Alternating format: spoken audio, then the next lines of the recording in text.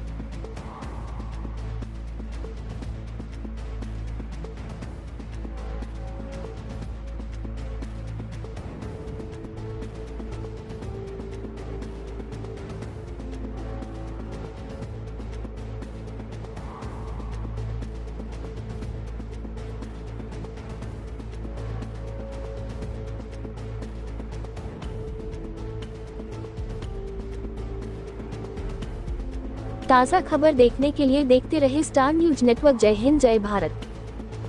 आज सूरत આવ્યો હતો ને ભીમરાડ ગામમાં પધાર્યો, કેવી રીતના?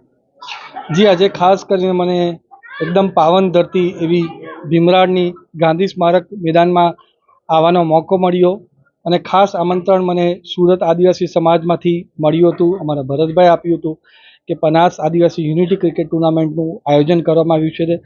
સુરત આદિવાસી સમાજના યુવાનો ભેગા થયા છે ત્યારે મને પણ એવું થયું કે આદિવાસી સમાજમાં જ્યારે પૂરા ગુજરાતભરમાં પ્રવાસ કરું છું, દેશમાં પ્રવાસ કરું છું, તો આપણા સુરતના આદિવાસી સમાજની સાથે પણ મળીને એમને મળું, એમની શું આકાંક્ષા અને અપેક્ષા છે નજીકથી જાણવાનો મોકો મળ્યો અને અહીંયા આદિવાસી સમાજ સારી રીતે કામ કરી રહી છે એમને પ્રોત્સાહન આપવા અને એમને વચન પણ આપવા કે આવનારા સમયમાં જ્યારે જ્યારે આદિવાસી સમાજને અમારી જરૂર પડશે, અમારી ભારતીય જનતા પાર્ટીની સરકાર હંમેશા એમની સાથે હાજર રહેશે। શિવસેનાના સંજય રાઉત છે એ પોસ્ટ કરી છે કે શિવાજી મહારાજ અને મહાત્મા જ્યોતિબા ફૂલે એમનું અપમાન કર્યું છે અને ભાજપ એમને પદ્મભૂષણ આપ્યું છે, આવું એમપી પર પોસ્ટ કરી છે, શું કહેશો આના વિશે? આ સંજય રાઉત રોજના ઉઠીને બધાના ખિલાફ બયાનબાજી કરવા સિવાય બીજું કોઈ પણ એમની પાસે કામ નથી। એમને મીડિયાની લાઇમલાઇટ, સોશિયલ મીડિયાની લાઇમલાઇટમાં કઈ રીતના આવે એ જ એક ફક્ત એમને દેખાય છે। એટલે એમની કોઈ પણ વાત પર અમારા મહારાષ્ટ્ર ભારતીય જનતા પાર્ટીના નેતાઓ કોઈ રિએક્શન આપતા નથી, તો અમે ગુજરાત ભારતીય જનતા પાર્ટી તો રિએક્શન આપવા સમજતા પણ નથી, કેમ કે સંજય રાઉત ફક્ત ને ફક્ત પોતાની રાજનીતિ ચમકાવવા માટે આ બધા બયાન આપે છે।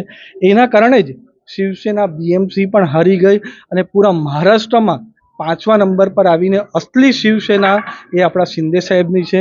શિંદે સાહેબ બાલા સાહેબની જે ઉસૂલ છે એની પર ચાલી રહ્યા છે। એના કારણે જ પૂરા જે મહારાષ્ટ્રમાં હમણાં ઇલેક્શન થયા એમાં શિંદે સાહેબની સેના બીજા નંબર પર આવી ને ભારતીય જનતા પાર્ટી પહેલા નંબર પર આવી। શિંદે સાહેબ બી કઈ નારા ચાલી રહ્યા છે કે બીએમસીમાં પૂરના લઈને એમ કે એમનો દાવો મૂકવામાં આવ્યો છે।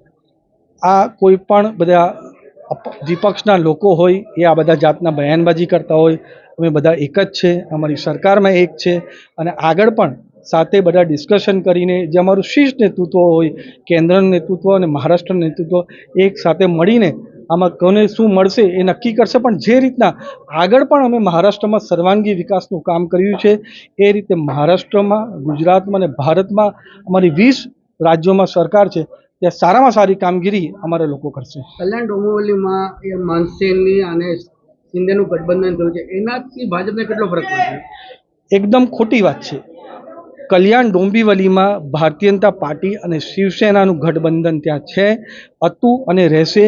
એની પુષ્ટિ અમારા શ્રીકાંત શિંદે જે ત્યાંના સાંસદ પણ છે, શિવસેનાના નેતા પણ છે, એમણે પોતે કીધું છે કે ભારતીય જનતા પાર્ટી અને શિવસેનાનું અલાયન્સ છે અને મનસેના લોકો શિંદે સેનામાં જોડાયા છે. એટલે મેઇન જે અલાયન્સ છે ભારતીય જનતા પાર્ટી અને શિંદે સેનામાં છે. પણ આ વિપક્ષના લોકો હારી ગયા હોય એના પછી શું કામ કરવાનું? તો આ રીતની બધું એક અમારામાં કઈ રીતના વિરોધભાસ ઊભો થાય એના માટે પ્રયત્ન કરે, પણ એ જ પ્રયત્ન રહેશે કારણ કે એમને એક પછી એક બધી જ ઇલેક્શનમાં પછાત મળે છે.